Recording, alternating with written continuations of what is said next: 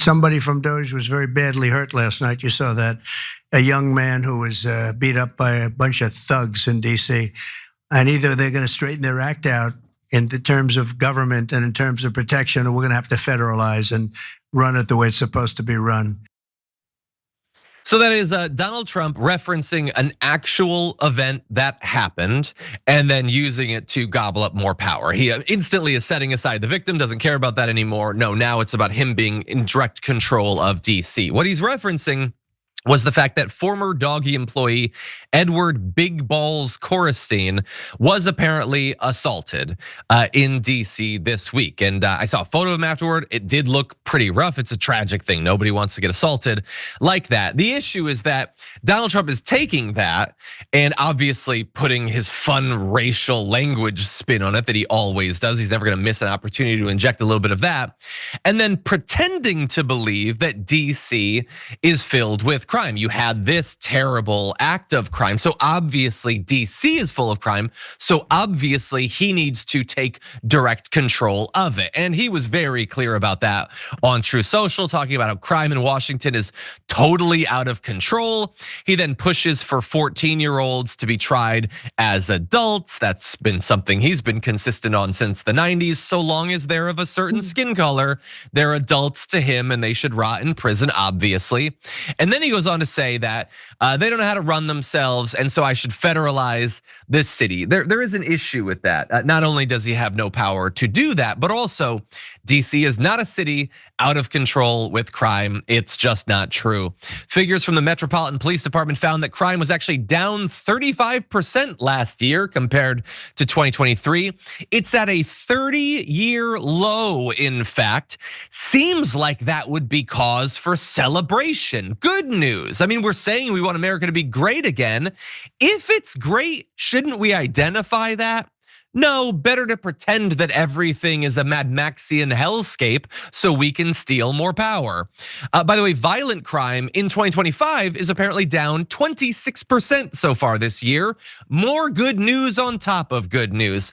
But the thing is that while Donald Trump in this particular case is lying about crime in DC so he can take it like a dictator, the Republicans have been lying about crime for over a year now. That was a massive part of their campaign in the 2024 cycle, was pretending that everyone at all times is being chased by a serial killer. Look out, he's behind you.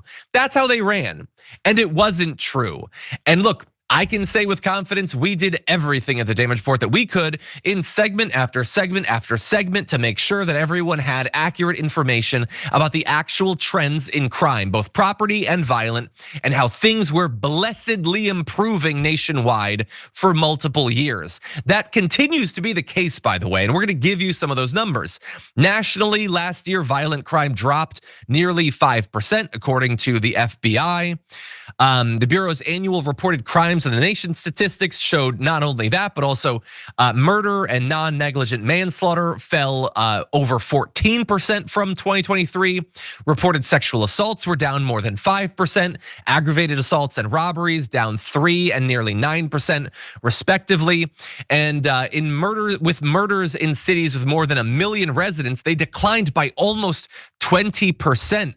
All of this is amazing news. None of it is totally new news because again, we've been telling you these figures for a year now. Now, thankfully, the 2025 figures show that the multi-year trend of lower crime rates continues.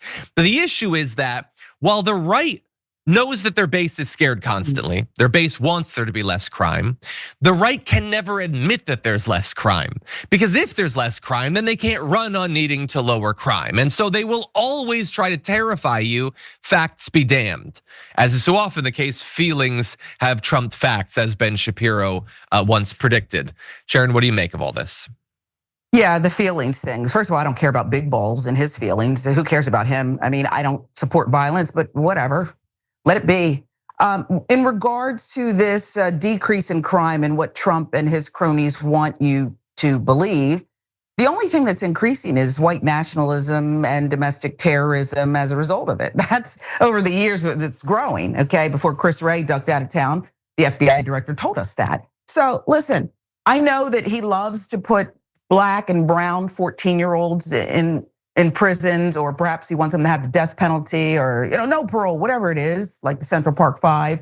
That's not what we're doing.